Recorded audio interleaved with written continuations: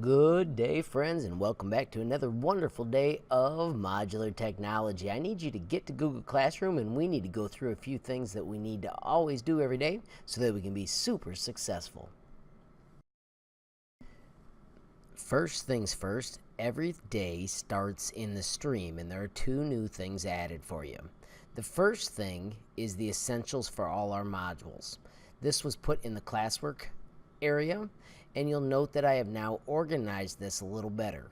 There will be the ModTech Essentials at the very top, followed by what we are learning currently and the former lessons. Now, we don't need to see programming logo much anymore because these are all done, and yours should all be gray because you turned them in. The ModTech Essentials is a special web page that you use during your modules. You will see these mentioned several times.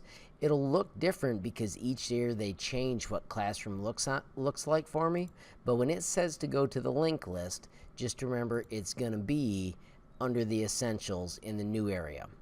And then the last piece is today you all have a lesson. It says to complete the video to make a sweet skyscraper. Should not take you more than 10 minutes, and when you're done, view the assignment and add a screenshot that you've taken of your skyscraper. Make sure it's as epic as can be. It's worth 10 points, and let's get cracking. I'm